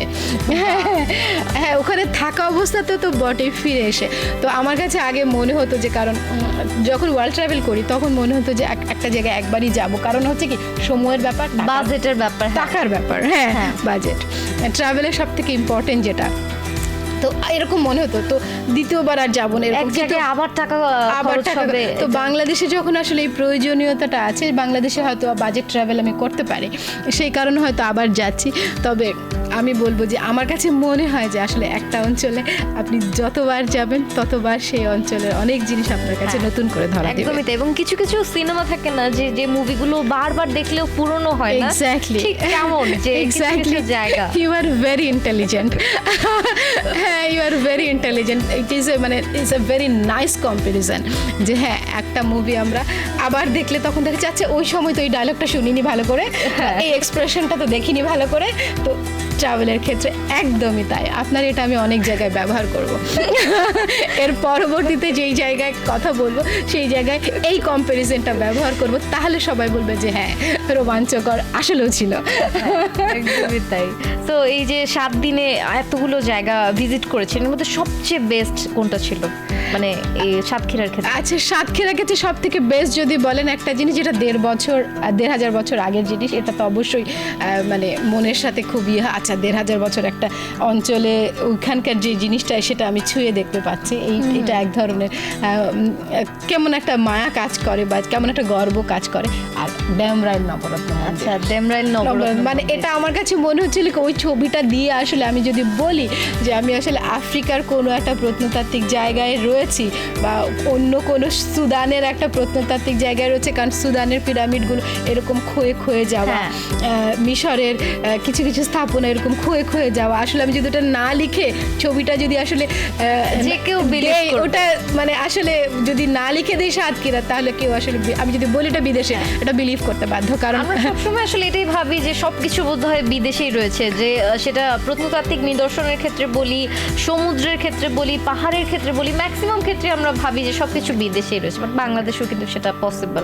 তো আপনার এই কথা শুনে আমার মনে হচ্ছে যে যারা সাতক্ষীরা রয়েছেন তারাও মানে সাতক্ষীরাবাসী যারা রয়েছেন তারাও সাতক্ষীরাকে নতুনভাবে দেখবে, কারণ এত সুন্দরভাবে আসলে আপনি সেটা ডিসক্রাইব করলেন। বাট এই যে যেহেতু হচ্ছে যারা ঢাকা বা অন্যান্য ডিস্ট্রিক্টে রয়েছেন তারা যদি সাতক্ষীরা যাওয়ার ক্ষেত্রে চিন্তা করে অ্যারাউন্ড যে এই আপনি যে ইম্পর্টেন্ট ঐতিহাসিক জায়গাগুলোর কথা বললেন এগুলো ভিজিট করতে অ্যারাউন্ড কেমন বাজেট আসলে দরকার হতে পারে? বাজেটটা আসলে হচ্ছে কি, আমি বাজেটের কথা কোনো সময় উল্লেখ করতে চাই না। প্রথম কথা হচ্ছে আমার কাছে আসলে 500 টাকা অনেক টাকা, আবার আপনার কাছে 500 টাকা খুব কম টাকা। হ্যাঁ আসলে এটা ডিপেন্ড করে। আর আরেকটা কথা হচ্ছে যে আমি হচ্ছে রাস্তার পাশের হোটেলেই বসে খেয়ে নিই, সেই ক্ষেত্রে খানার বাজেটটা অনেক কমে গেল। তো আপনি আবার পরিষ্কার বা একটু লাক্সারিয়াস ভাবে খেতে চান, তো সেই ক্ষেত্রে বাজেটটা কিন্তু আসলে এক হলো না, এবং আরেকজনের ইচ্ছাটার সাথে বিষয়টা এক হলো না, এই জিনিসটা এক হলো না। তো ওই কারণ আবার আমি হয়তো দেখা গেল 500 টাকার একটা হোটেলে থেকে গেলাম, কথার কথা বলছি, আপনি হয়তো যে না 500 টাকার এই হোটেল আমার আরেকটু ভালো দরকার, তো তখন হচ্ছে যে দেখা গেল সেই বাজেটটা আপনার 1500 টাকা হয়ে গেল। তো এই জন্য বাজেটটার কথা এটা না পার্সন টু পার্সন ভ্যারি করে অনেক। তো এই বাজেটটার কথা এই কারণে আমি আসলে স্পেসিফিক্যালি উল্লেখ করতে চাই না। তবে ট্রাভেল যেটা আমি বলতে চাই, ট্রাভেল করতে গেলে বাজেটটা ডিপেন্ড করবে আপনার ওপর, সেটা দেশে হোক বিদেশে হোক। আমি যেমন রাস্তার পাশে বসে খেয়ে নিই, সেটা দেশ হোক বিদেশে হোক, আমার যখন যেখানে প্রয়োজন যে খানায় আমি পাই, আমি খাওয়ার পেছনে 1 মিনিটও সময় নষ্ট করি না। আমি যেটা পাই তখন আমার খাওয়া দরকার, আমার পেটে কিছু দিয়ে আমার হাঁটা দরকার, আমি কাজ করা দরকার, আমি তখন সেটাই খেয়ে নিই। সেটা একটা কলা বনরুটি হোক বা একটা মিষ্টি, 1 গ্লাস পানি, 1 কাপ চা হোক, এটা খেয়ে আমি হয়তো দুপুরে খেলাম না কিছু, ওটা খেয়ে আমি কাজ করব। আমার কাছে মনে হয় কি যে ট্রাভেলিং করার ক্ষেত্রে না মনটাকে এত বড় করতে হয় আসলে, এখানে যে খুঁতখুঁতে আমি এটা খাবো না, আমি এখানে থাকবো না, মানে এরকম করলে এরকমটা করা তাহলে হচ্ছে কি বাজেটটা কমে। মানে আমি যেটা বলতে চাচ্ছিলাম আর কি, যে আমি দেশ হোক বিদেশ হোক আমি কম দামি হোটেলে থাকি, আমি রাস্তার পাশে বসে খাই, আমি কোনোদিন কোনো শপিং করি না। তো এই 3টা জিনিস কার্টেল করে আমার ট্রাভেলটাকে আমি সমৃদ্ধ করি আসলে। হ্যাঁ, তো আপনি যদি এই 3টা জিনিস কার্টেল করেন অটোমেটিক্যালি আপনার বাজেট আপনিই করতে পারবেন।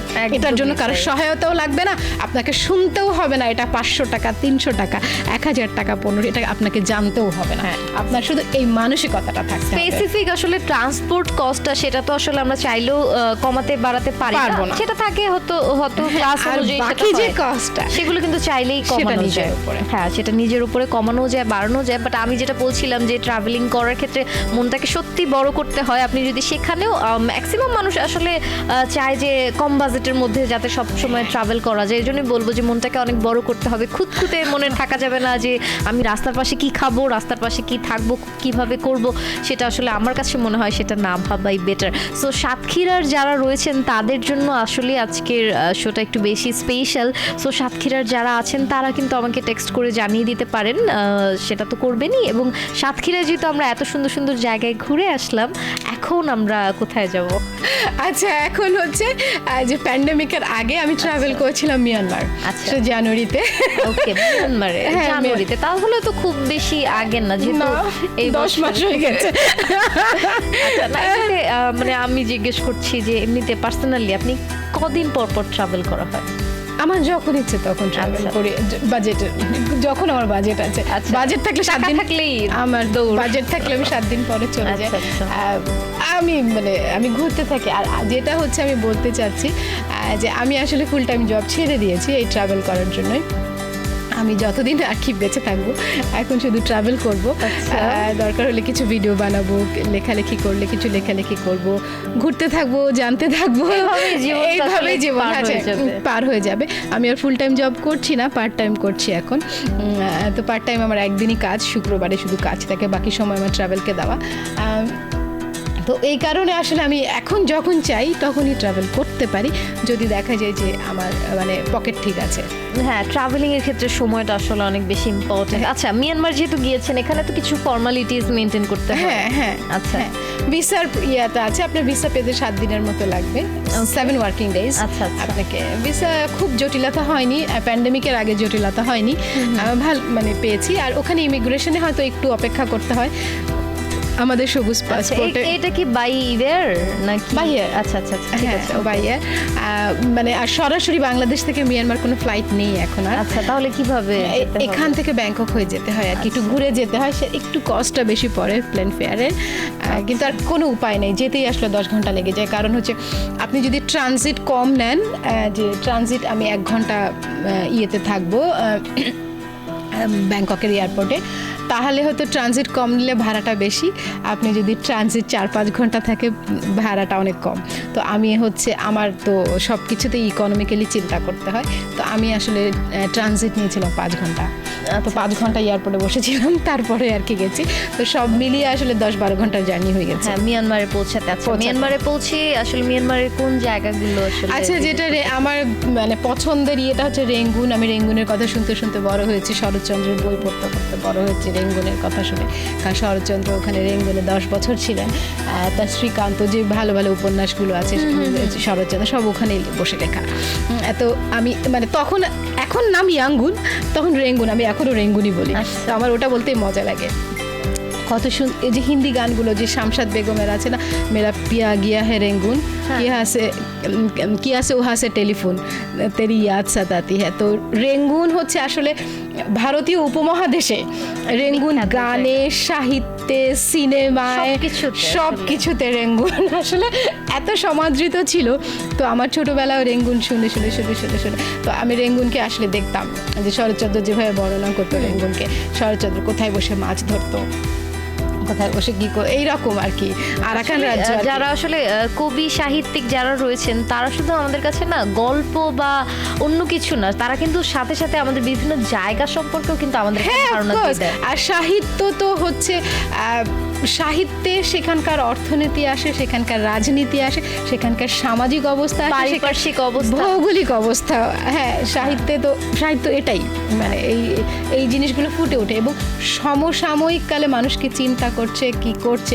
কারণ এখন যেমন যে মোবাইল, টেলিফোন, সেলফি, যতদিন সেলফি আসে, এখন কিন্তু গানে সেলফি। তো এখন থেকে 50 বছর পর, আচ্ছা তখন সেলফি ছিল, তখন হয়তো অন্য কিছু চলে তো আচ্ছা সেলফি ওই সময়টাতে, মানে এই যে মানে সময়কে হচ্ছে রিপ্রেজেন্ট করে হচ্ছে আসলে কালচার, সাহিত্যটা। মানে এন্টারটেনমেন্টের যে যতগুলো উপাদান আছে, যে মানে গান, নাটক, সিনেমা, বই, উপন্যাস, গল্প, সমস্ত নাটক, সমস্ত কিছু আসলে সময়টাকে রিপ্রেজেন্ট করে। তো যে রেঙ্গুনের কথা শুনতে শুনতে, রেঙ্গুন আমি বড়ই হয়েছে রেঙ্গুনের কথা শুনে শুনে। যাই হোক, তো রেঙ্গুনটা আরাকান রাজ্য, যেটা হচ্ছে যে কক্সবাজারের সাথে আমার একসাথেই তো ছিল, ওইরকম আরাকান একটা আলাদা রাষ্ট্র ছিল। তো ঐতিহাসিক দিক থেকে আসলে মিয়ানমার অনেক সমৃদ্ধ। তো আমার একটা ধারণা ছিল মিয়ানমারে তো রাজনৈতিক অস্থিরতা, আনস্টেবল, সেটা কিন্তু অনেক দিন থেকে আনস্টেবল। তো আমার কাছে মনে হচ্ছিল যে আচ্ছা, এই মানে এইরকম একটা অস্থির রাজনৈতিক পরিস্থিতিতে ওরা ট্যুরিজমটাকে কিভাবে দেখছে। হ্যাঁ, আসলে কি মিয়ানমারে যাওয়ার ক্ষেত্রে কিন্তু আমি ম্যাক্সিমাম এখন পর্যন্ত আর কি, আমাদের এখানে অনেক ট্রাভেলার এসেছেন, তাদের ট্রাভেলিং স্টোরি শেয়ার করেছেন, বাট মিয়ানমারের কথা এখন পর্যন্ত আমি কারোর কাছে কাছ থেকে শুনিনি, হ্যাঁ। হয়তো কেউ যাওয়ার যে সাহসটা সেটাই হয়তো কেউ করে মেবি উঠতে এটা পারেনি। হতে পারে। তবে আমি মিয়ানমারে যাওয়ার আগে মিয়ানমার সম্পর্কে বই খুঁজছিলাম যে কারা ট্রাভেল করেছেন বাংলাদেশি এবং মানে বাংলায় কারা মানে মানে বই লিখেছেন। আচ্ছা। তো দুজনের মাত্র বই পেয়েছি, একটা হচ্ছে বিপ্রদাস বড়ুয়া, একটা হচ্ছে মোস্তাফিজুর রহমান। এই দুইজনের বই এই মিয়ানমার সম্পর্কে আজ অবধি আমি যতটুকু জানি, আমার জানা ভুল থাকতে পারে, কিন্তু আমার কাছে মনে হয়েছে যে বিপ্রদাস বড়ুয়ার বইটা অসম্ভব সুন্দর, মিয়ানমার সম্পর্কে একদম পুরো দারুণ ধারণা। কারণ হচ্ছে উনি নদী পথে গেছেন, আরাকান দিয়ে ঢুকেছেন, আচ্ছা, আচ্ছা। কক্সবাজার দিয়ে আরাকান দিয়ে উনি ঢুকেছেন। Okay. তো ওনার বর্ণনাটা দারুণ, একদম পথে পথে উনি ঘুরেছেন মিয়ানমারের, এক অঞ্চল থেকে আরেক অঞ্চলে বাসে করে অনেক সুন্দর করে গেছেন, ওনার বর্ণনাটা দারুণ।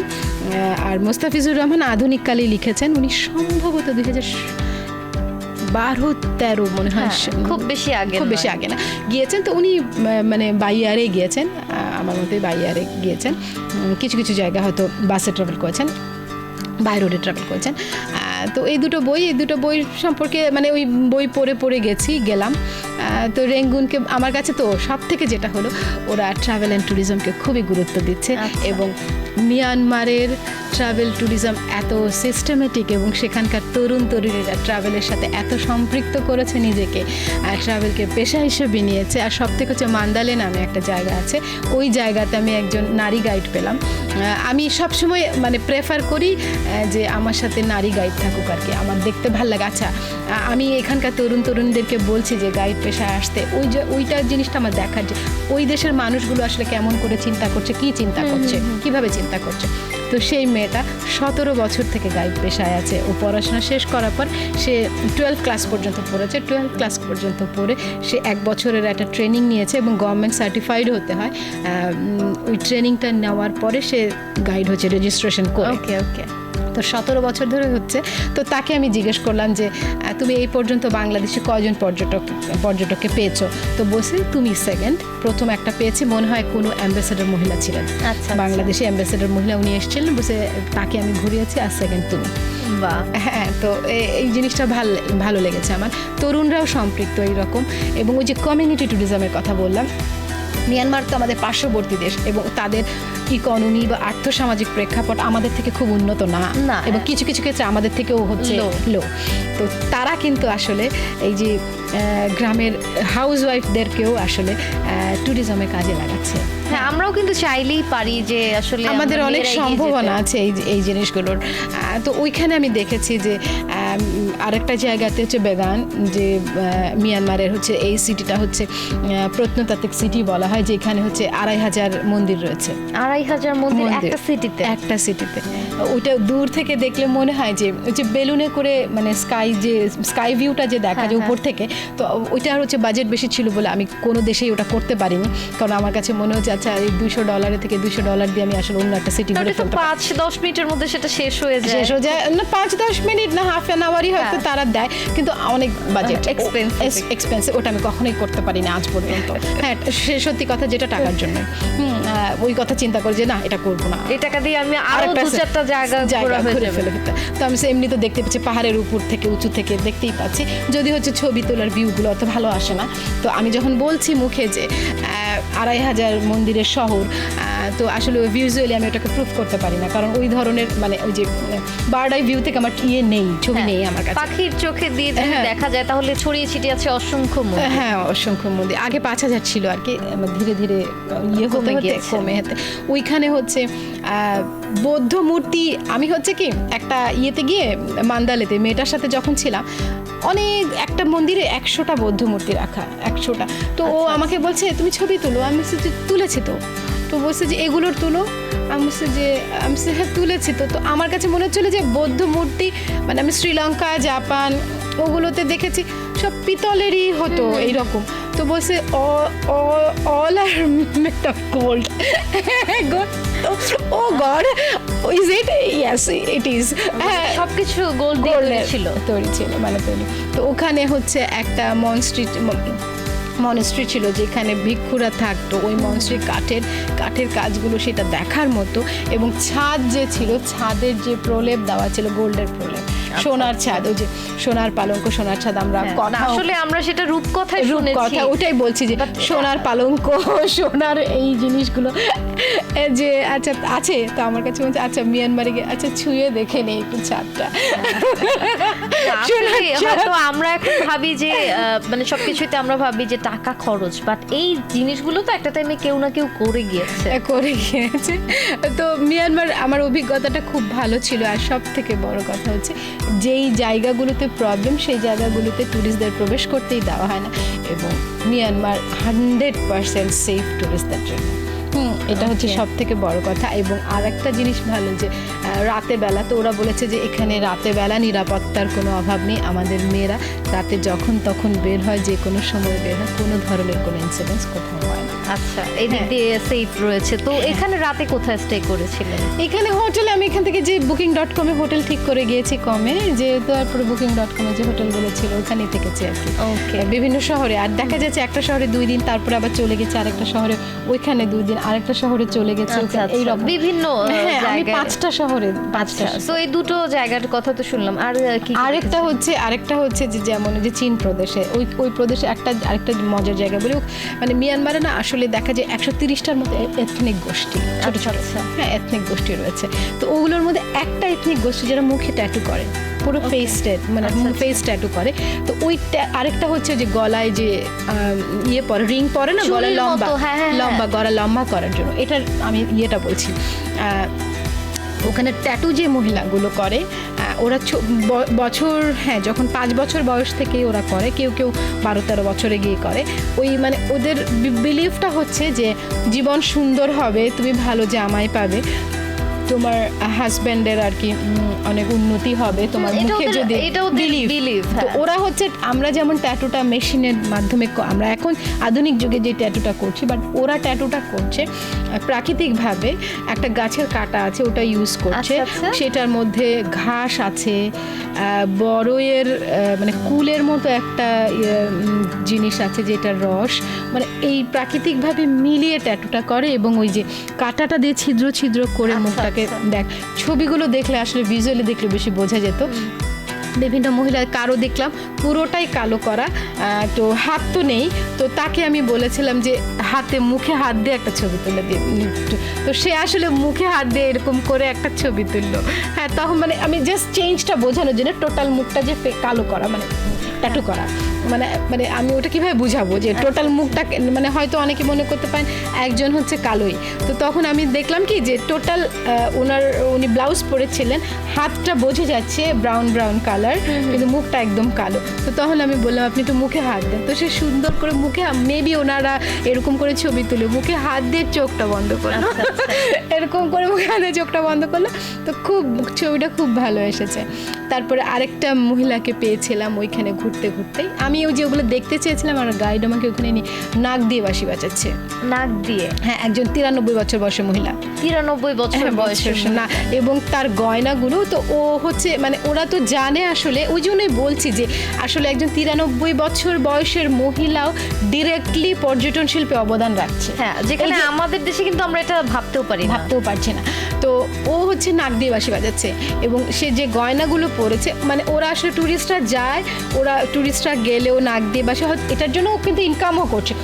ও ইনকাম করছে, ওদের দেশে টাকা আসছে, ওদের অঞ্চলে টাকা ঢুকছে, এবং সাথে সাথে ও ইনকাম করছে, কারণ আমরা গিয়ে টিপস দিয়ে আসি। হ্যাঁ, মানে ওরকম ফিক্সড কোনো কিছু নেই, যার যা ইচ্ছা। তো এখন হচ্ছে ও কতগুলো যে ওরা দেখলাম গয়নাটা, আমি জিজ্ঞেস করলাম, কানে একটা গয়না পরলো, সে গয়নাটা মানে ইয়ে আছে না, কুমড়ো আছে না, কুমড়োর ছাল শুকিয়ে ওটাকে বানানো হচ্ছে, ওটার মধ্যে পুঁতি বিটস ইয়ে করে করে। আচ্ছা, সবকিছু আসলে প্রাকৃতিক জিনিসগুলো ইউটিলাইজ করতে পারে, করছে।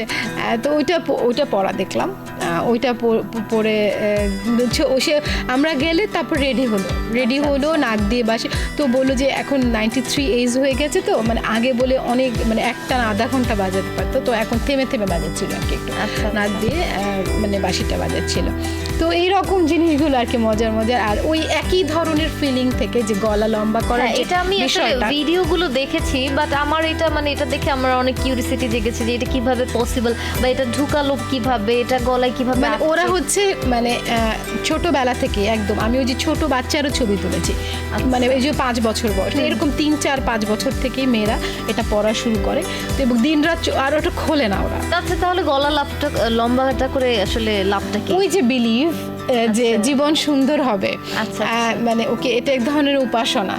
ওকে, আর যার গলা যত লম্বা সে তত জীবনে সুখী হবে, জীবনে উন্নতি হবে এবং তার ভবিষ্যৎ হাজবেন্ডের জন্য সে আসলে সুখের বার্তা নিয়ে আসছে। আচ্ছা, তো এটাতে আপনি তো খুব কাছ থেকে আসলে মিয়ানমারের এই স্পেশালি মেয়েদেরকে দেখেছেন, তো এতে খাওয়া দাওয়া বা এইগুলো তো কোনো না, প্রবলেম আসলে হচ্ছে কি একটা জিনিস ও জানে এটা ওকে করতে হবে, হ্যাঁ ও জানে এটা ওকে করতে হবে, সেই ইয়েতে ও আছে ছোটবেলা থেকে এটা ধরে নিয়েছে এবং দিনরাত পরেই থাকে এবং ইউজড হয়ে গেছে আস্তে।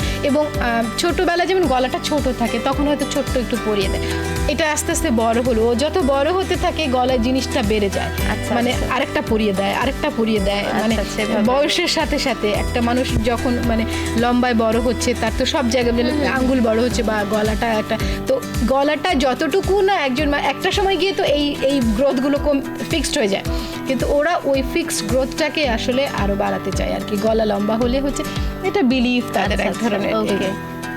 এরপরে আর আচ্ছা যেটা হচ্ছে আচ্ছা বাগানের কথা বলেছি, মান্দালের কথা বলেছি, চিরের কথা বলেছি, রেঙ্গনের কথা বললাম, আর একটা হচ্ছে চীন ইনলেলেক কোথায়, হ্যাঁ ইনলেলেক, আরেকটা যেটা হচ্ছে ইনলেলেক। এখানে কি রয়েছে? ইনলেলেকে হচ্ছে মিয়ানমারের একটা বড় লেক যেখানে মাছ মারা হয়, সেই যেখানে মাছ মারা পা দিয়ে আর কি মাছ মারা হয়, মানে মাছ আমরা তো বলি মাছ ধরা, ওটাই মানে যেটা হচ্ছে মাছ যেটা ওরা ইয়ে করে ওটাকেই ওরা বলে যে মাছ, ওরা ওদের ভাষাটা আমি ভুলে গেছি এই মুহূর্তে মনে পড়ছে না, যেটার একটা টার্ম আছে ওরা বলে, ওটাই মাছ মারা বলা হয় আর কি।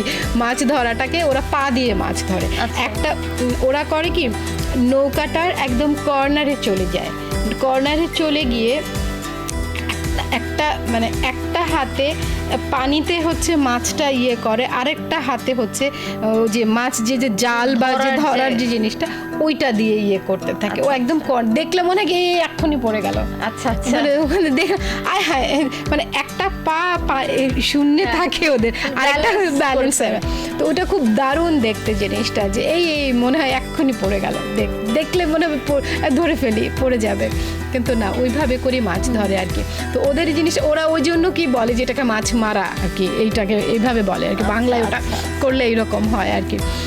তো আরেকটা জিনিস মজার যেটা হচ্ছে চা পাতার ভর্তা। চা পাতার ভর্তা, হ্যাঁ মানে আমরা তো অনেক ধরনের চা খেয়েছি, চা পাতার ভর্তা আমার মনে হয় না যে সেটা যারা মিয়ানমার যাননি তারা আসলে খেয়েছেন। সো চা তো অনেক খেয়েছেন, এবার যদি চা পাতার ভর্তা খেতে চান তাহলে কিন্তু অবশ্যই যেতে হবে মিয়ানমারে। তো চা পাতার ভর্তা আমি এখানে সিলেটে অনেককে জিজ্ঞেস করেছিলাম চা পাতার ভর্তা, তো আমাকে কেউ বলেছে, আমি কখনো খাইনি এখানে বা পাইওনি আমি, ওরা বলেছে আমাকে যে চা পাতা পিষে এক ধরনের ভর্তা করা হয়, এটা মানে এটা কচি চা পাতা, বাট আমি কখনো দেখিনি বা কেউ খেয়েছে এরকম, মানে যাদের কাছে আমি বলেছি তারাও শুনেছে, তারা নিজেরা খায়নি। তো আমি একজন মানে বাংলাদেশের সিলেটের চা পাতার ভর্তা খেয়েছে এই পর্যন্ত কাউকে পাইনি, মেবি থাকতে পারে। তো এখন হচ্ছে ওই চা পাতা আমি বাজারে ঘুরছি, ও রেঙ্গুনে একটা মজা কি, রেঙ্গুনে 1 থেকে 100 পর্যন্ত স্ট্রিটের নাম, মানে স্ট্রিট 1, স্ট্রিট 2, স্ট্রিট, হ্যাঁ স্ট্রিট হচ্ছে 60th স্ট্রিট, এরকম করে এরকম স্ট্রিটের নাম অনুযায়ী ওদের করা, এরকম মনে হয় 100 পর্যন্ত আছে। তো ওখানে একটা লোকাল একটা মার্কেটে আমি আসলে না লোকালিটিটা দেখতে পছন্দ করি, যে ওইখানকার লোকালিটিটা মানে সেখানকার মানুষগুলো সম্পর্কে একদম খুব একদম ক্লিয়ার একটা ধারণা পাওয়া যায়। তো লোকালিটি থেকে দেখি সব বেশিরভাগ মেয়ে দোকানি, বাজারে মেয়ে দোকানি সব যারা বিক্রি। তো হঠাৎ ঘুরতে আমি দেখি মানে একটা জায়গায় বেশ শাড়ি, অনেকগুলো শাড়িতে এক শাড়িতে দোকান, সেই দোকানে অনেকগুলো দেখছি যে সিদ্ধ করা একটা জিনিস বোঝা যায় না, মানে এরকম বড় বড় গামলাতে রাখা এবং সাথে সাথে বিভিন্ন ধরনের ডাল, ডালটাও সিদ্ধ করা, এরকম দেখে বোঝা যাচ্ছে সিদ্ধ করা। তো তখন আমি জিজ্ঞেস করলাম, তো বললো এটা চা পাতার ভর্তার জন্য। চা পাতার ভর্তাটাও বানানো খুবই মানে একটা কষ্টসাধ্য বিষয়, ওটাকে আসলে অনেকভাবে ফার্মেন্টেশন করা হয় মাটির নিচে রেখে। হ্যাঁ, চা পাতাটাকে হচ্ছে প্রথমে তারা পাতা তুলে, কচি পাতাটা তুলে সেগুলোকে হাত দিয়ে ডলে ডলে ওটার যে তেতোটা আছে ওটা বের করে। আমি এটাই জিজ্ঞেস করতে চাচ্ছিলাম যে নরমালি চা পাতাটা কিন্তু অনেক তেতো হওয়ার আসলে কথা। তেতো হয়ে যায়, বা হ্যাঁ। আমরা নরমালি চা যদি একটু লিকারটা বেশি হয়ে যায় তাহলে কিন্তু দেখবেন যে তিতো, মানে একটা তেতো একটা হ্যাঁ ভাব থাকে। চলে আসে। তো ওইটাতে হ্যাঁ, সেটা ওরা হচ্ছে- হাত দিয়ে ওইটাকে তেতো ভাবটা করে ফেলে, করার পরে মাটি খুঁড়ে ফেলে, মাটি খুঁড়ে পলিথিনে মুড়ে ওইটাকে এয়ার টাইট করে মাটির নিচে ওটাকে পুঁতে রাখা হয় আচ্ছা। এবং 1 ইয়ার। একটা চা পাতার ভর্তা বানাতে 1 বছর, মানে এটা হচ্ছে ওরা তো রেগুলারই করছে, ওইটা ফার্মেন্টেশন হতে 1 ইয়ারের মতো, 6 মান্থস এন্ড 1 ইয়ারের মতো ওরা রাখবে এবং ওটাকে বের করে আবার রোদে শুকাবে। আচ্ছা আচ্ছা, ওকে। হ্যাঁ, এইরকম প্রসেসটা এইরকম। তো ওইটার সাথে বিভিন্ন ডাল ভাজা, সেখানে সব ধরনের ডালই আছে। হ্যাঁ, ডাল, তারপর বিন একসাথে ভেজে ওইটাকে মরিচ, পেঁয়াজ, রসুন, লবণ দিয়ে খুব সুন্দর করে, মানে রেস্টুরেন্টে খুব সুন্দর করে এরকম করে দেয়, ডেকোরেট করে দেয়। আর হচ্ছে দেখা যায় যে এই যে লোকাল মার্কেটগুলোতে যেটা হচ্ছে আপনাকে একটা কাগজের প্যাকেটে হয়তো সব মিক্স করে দেওয়া হয়। আচ্ছা, তো আপনি খেয়েছিলেন? হ্যাঁ, অফকোর্স। এরকম একটা ইউনিক জিনিস আসলে না খেতে পারি। আর ওখানে রেঙ্গুনে একটা মজা ছিল, আপনাকে গ্রিন টি ওরা ফ্রি খেতে দিবে, আর হচ্ছে যদি আপনি দুধ চা খেতে চান ওইটা ওরা হচ্ছে ওটার জন্য পয়সা, আপনি যেই রেস্টুরেন্টে যান আপনাকে গ্রিন টিটা এমনিই দেওয়া হবে। না, আসলে ওই যে আমাদেরও বিভিন্ন রেস্টুরেন্টে আসলে ওয়েলকাম ড্রিঙ্ক যেমন ফ্রি অফ কস্ট থাকে, হ্যাঁ থাকে। ওরা আপনি হচ্ছে এটা রাস্তার পাশের দোকানে গেলেও রেস্টুরেন্টে গেলেও আপনাকে গ্রিন টি ফ্রি দেওয়া হবে। হ্যাঁ, গ্রিন টি ফ্রি দেওয়া হয়, তারপরে যে টিটা আপনি খাবেন উইথ মিল্ক ওইটা আপনাকে পয়সা দিয়ে খেতে হবে, এরকম। এই যে যেমন হচ্ছে যে আমি মিশরে দেখেছি ওদের একটা ব্রেড আছে আইশ বালাদি। হ্যাঁ, আইশ বালাদি যে ব্রেডটা, এটা ওদের ট্র্যাডিশনাল ব্রেড, এটা প্রায় 5000 বছর থেকেই ওরা খায়, মিশরীয়রা। তো ওটা ফ্রি দেওয়া হয় সব রেস্টুরেন্টে, আপনি যেখানেই যাবেন আইশ বালাদি আপনাকে 3 বেলায়, ব্রেকফাস্ট, লাঞ্চ, ডিনার সবসময় আইশ বালাদি একটা প্যাকেটে, একটা বাটিতে এটা ওদের একটা ট্র্যাডিশন। ওকে, সো মিয়ানমারের তো অনেক কথা শুনে ফেললাম। আমার সিরিয়াসলি মনে হচ্ছে যে আমি যদি আসলে এখন গিয়ে আর কিছু না হোক, কারণ আমি চা খেতে প্রচন্ড ভালোবাসি, চায়ের ভর্তাটা অ্যাটলিস্ট যদি টেস্ট করা যেত। হ্যাঁ, ওরা চা ভর্তা বলে এটাকে। মানে ওকে, রেস্টুরেন্টে করার থাকে যে লিখে দেখা যায় চা স্যালাড, কিন্তু আসলে মানে লোকাল মার্কেটগুলোতে ওটা ভর্তা হিসেবেই করা হয়, চা পাতার ভর্তা হিসেবে। আরেকটা মজার হচ্ছে তাল গাছ। ওই মান্দালেতে আমি দেখেছি প্রচুর তাল গাছ, কারণ আমি বেগান থেকে মান্দালে এসেছি বাই রোডে, প্রচুর তাল গাছ। তো আমি দেখতে দেখতে আমার গাইডকে জিজ্ঞেস করলাম, আচ্ছা এই অঞ্চলে অনেক তাল গাছ না? তো বলছে হ্যাঁ, তাল গাছ হচ্ছে ওদের তাল গাছ দেখে বিয়ে হয়, কার কতটা তাল গাছ, কে কতটা তাল গাছের মালিক, বরপক্ষের কে কতটা তাল গাছে, সে তত বড় লোক। না, নরমালি আমাদের দেশের ক্ষেত্রে যদি আমরা চিন্তা করি, জমির মালিক, হ্যাঁ, গ্রামের ক্ষেত্রে কার কত বিঘা জমি আছে, ছেলের বাবার কত বিঘা জমি আছে, মেয়ের বাবার কত বিঘা জমি আছে, এটা কিন্তু দেখা হয় যদি আমরা সত্যি বাস্তব কথাটা বলতে যাই। বাট তাল গাছ দেখেও আসলে তাল গাছ, কারণ হচ্ছে ওদের তাল গাছ দিয়ে অনেক কিছু হয়। তালের যে ওই অঞ্চলটা না একটু গরিব অঞ্চল, ওই কারণে তাল গাছ মানে ওদের মেইন বিজনেসটা। আমাদের দেশে মেইন বিজনেস যেমন কিছু কিছু অঞ্চলের ধান, মানে আছে না, ধান আছে, এগ্রিকালচার রিলেটেড, ওদের ওই অঞ্চলটাতে আসলে তাল গাছের উপরে জীবিকা নির্বাহ করে সবাই চলে।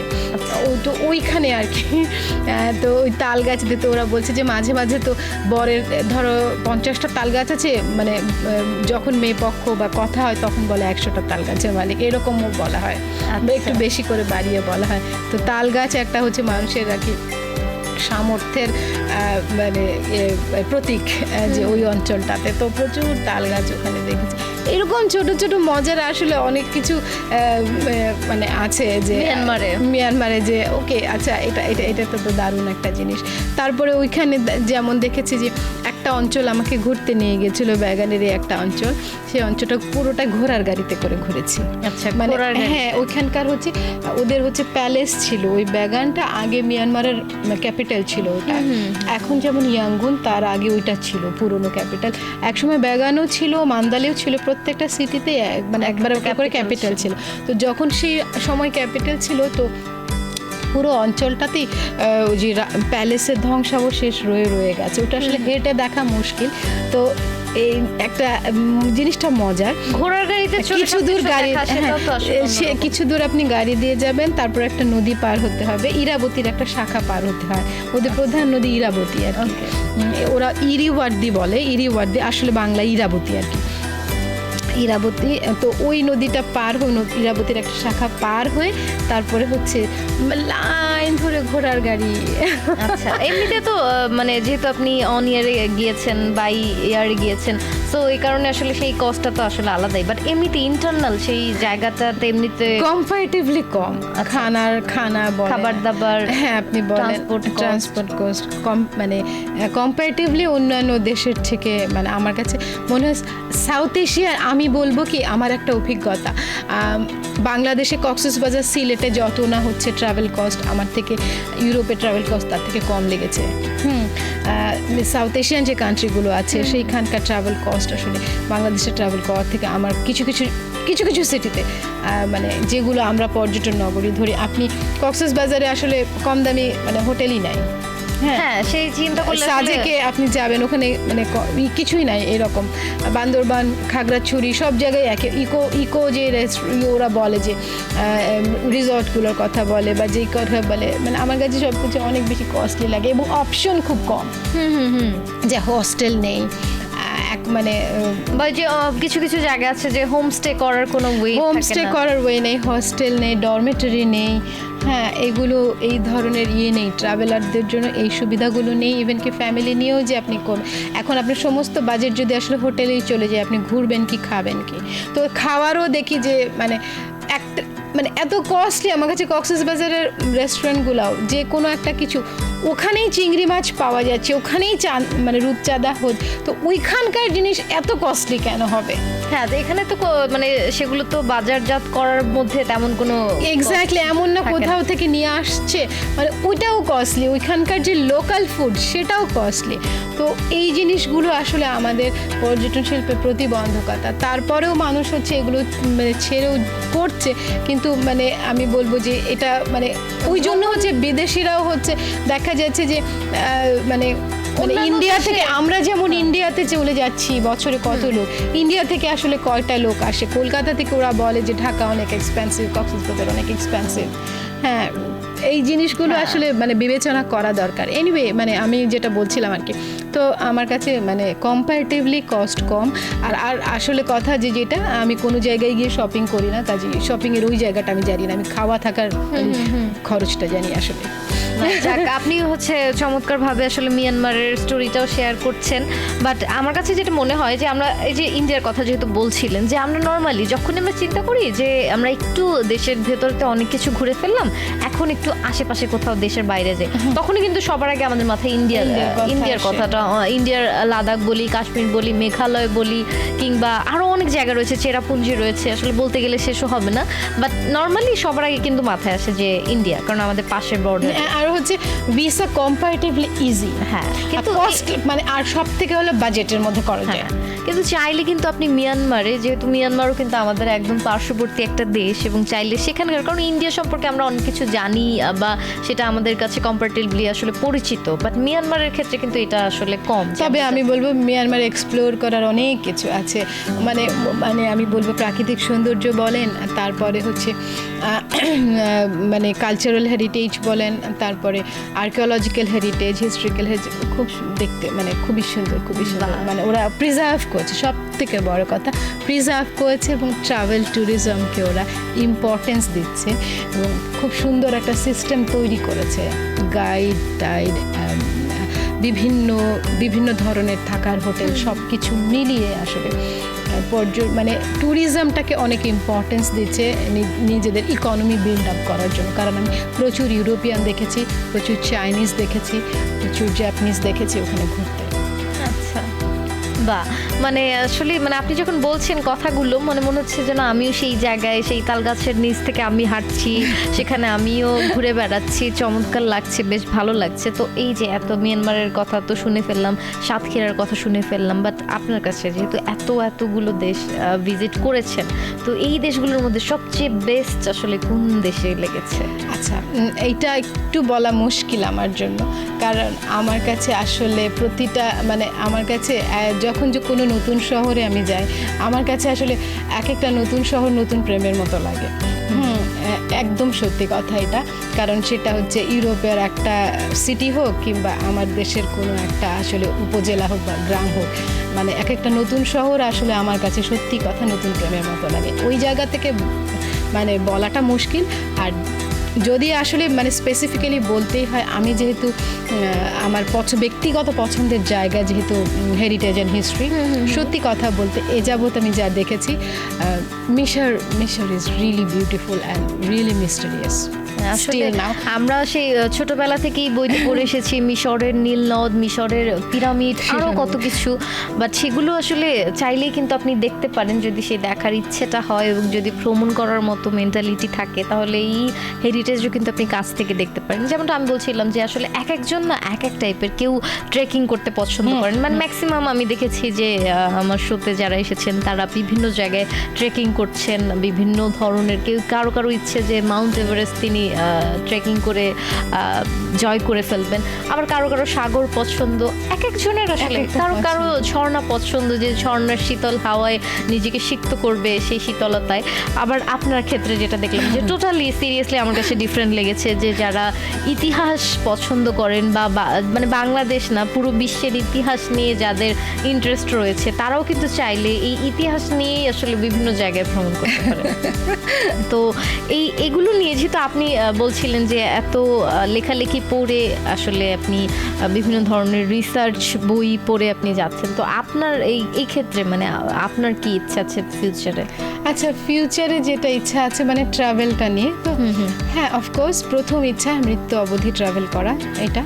আর যে হচ্ছে নিজের যে অভিজ্ঞতাগুলো আছে সেটাতে অবশ্যই আর্কাইভ করা, 64 স্পেশালি বাংলাদেশের 64 ডিস্ট্রিক্টের হিস্ট্রিক্যাল আর্কিওলজিক্যাল আর্কাইভ যতটুকু আমার কাছে আছে ওটা বই আকারে প্রকাশ করা। এমনিতে আমার দুটো বই রয়েছে এশিয়া ট্রাভেলের উপরে, এলিজাস ট্রাভেল ডায়েরি 1 and 2, এই দুটোতে এশিয়ার উপরে, সেটা ইউরোপ ভ্রমণটা আমি এখনও লিখে উঠতে পারিনি আসলে, কারণ দেখা যাচ্ছে কি কিছু ভিডিওর কাজও আমি করছি, তারপরে এক্সটেন্সিভলি ট্রাভেলও করতে হয়, কিন্তু ট্রাভেল লগ নিয়মিত লেখার চেষ্টা করি পত্রপত্রিকাতে, ওই ট্রাভেল লগগুলো লিখছি।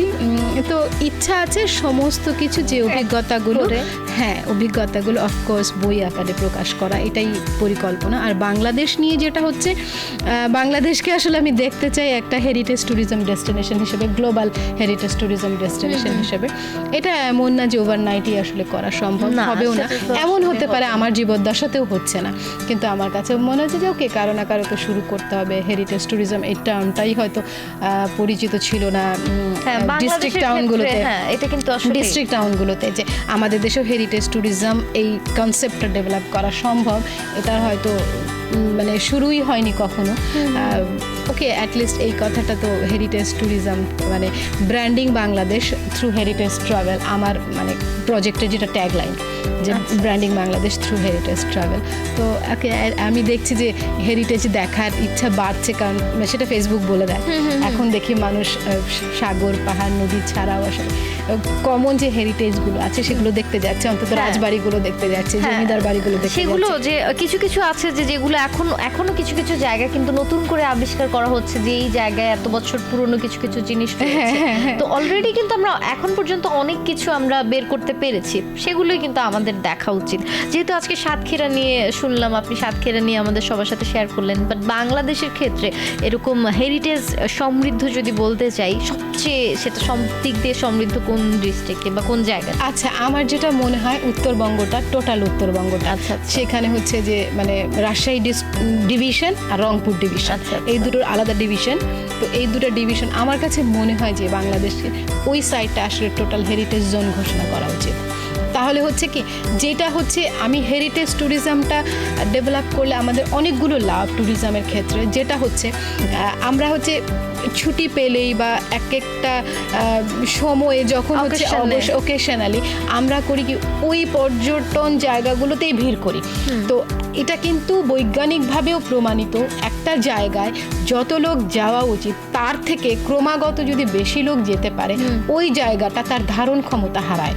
যেমন হচ্ছে সেন্ট মার্টিনে কিছুদিন পর পরই হচ্ছে যাওয়া বন্ধ করে দেওয়া হয়, কারণ কি অতিরিক্ত টুরিস্ট হয়ে গেছে, ওই জায়গাটা তার ধারণ ক্ষমতা হারাচ্ছে। তারপরে হচ্ছে কিছুদিন আগে আমি সাজেক নিয়ে দেখছিলাম যে সাজেকে নাকি ফার্ম গেটের মতো জ্যাম লেগে গিয়েছে। তারপরে হচ্ছে যে তারপরে যে ছেড়া দ্বীপে তো মনে হয় 5 বছরের জন্য নিষিদ্ধই করেছে।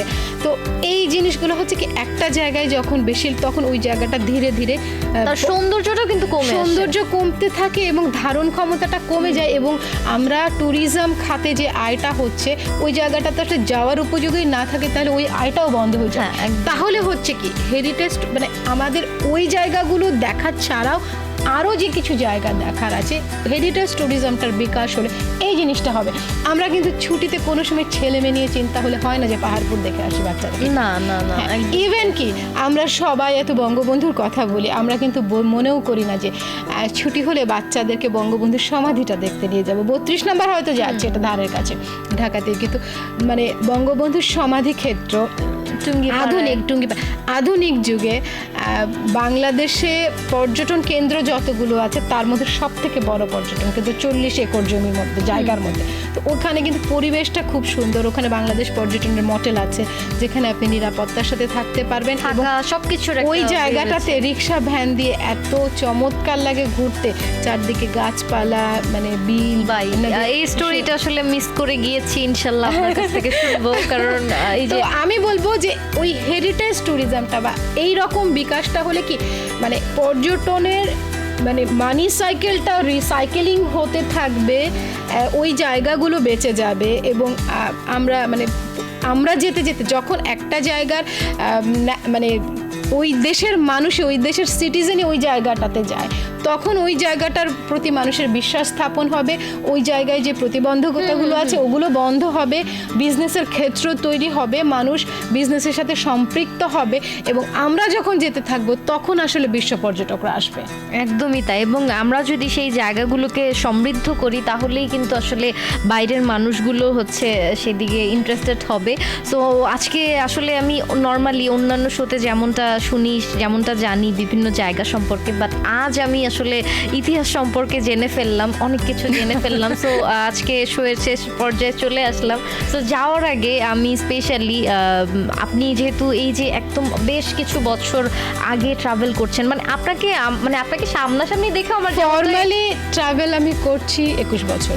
আচ্ছা, সেটাই বলছিলাম যে আপনাকে সামনাসামনি দেখে যেমনটা আমার এভারগ্রিন মনে হচ্ছে, আপনার সাথে কথা বলে তো আপনাকে আরো বেশি মনে হচ্ছে যে মানে আপনি আমার চেয়েও আসলে অনেক বয়সের ক্ষেত্রে অনেক ছোট, এরকম মনে হচ্ছিল যে আসলে যে ভ্রমণ করলে না মানুষের সবকিছুই অনেক সতেজ থাকে। ভ্রমণ আমার অনেক সংকীর্ণতা কমিয়েছে, আমার মধ্যে অনেক সংকীর্ণতা ছিল সেগুলোকে কমিয়েছে।